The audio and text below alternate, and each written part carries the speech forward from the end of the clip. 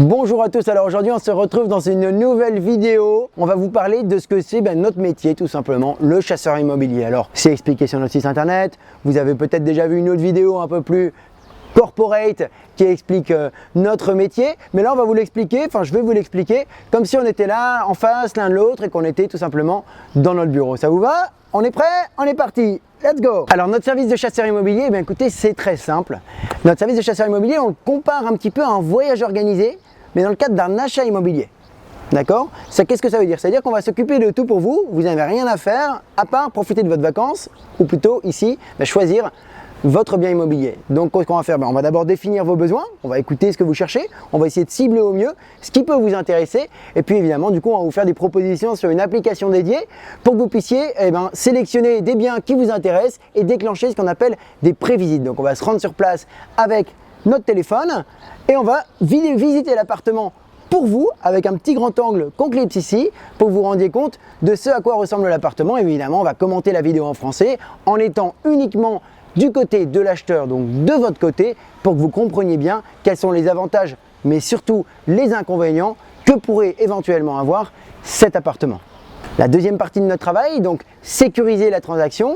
Qu'est-ce qu'on va faire? On va faire plusieurs choses pour ça. D'abord, on va prendre à notre charge les honoraires d'un avocat qui va s'occuper de faire toutes les vérifications juridiques. D'accord? Donc ces honoraires sont inclus dans nos honoraires. Et donc cet avocat, il va vous livrer un avis juridique pour vous dire si en effet feu vert, feu orange ou feu rouge.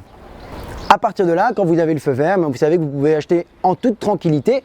Moi, évidemment, je suis un professionnel du droit immobilier, je sais ce que c'est acheter un bien immobilier en Espagne. Cependant, ma signature n'est pas la signature d'un juriste et ça n'a pas la même valeur. On vous explique d'ailleurs dans une autre vidéo quelle est la différence entre le notaire dans les pays francophones ou en Espagne et l'intérêt de se faire accompagner par un avocat lors d'un achat immobilier. On va également réaliser une enquête de voisinage, on va aller parler aux voisins, soit de l'appartement, soit de la maison, pour comprendre si la raison que nous a avancé le vendeur sur la raison pour laquelle il souhaitait quitter ce logement est réelle ou pas, et puis essayer de comprendre s'il n'y a pas un vice caché, s'il n'y a pas le voisin du dessus qui se met à crier tous les soirs à minuit, s'il n'y a pas une infiltration qu'on aurait masquée avec un coup de peinture fraîche. Voilà, nous on essaie de comprendre ces aspects-là pour que vous achetiez vraiment en toute sécurité. Et puis ensuite, évidemment, on vous accompagne chez le notaire, on s'occupe de faire tous les changements d'eau, gaz, électricité.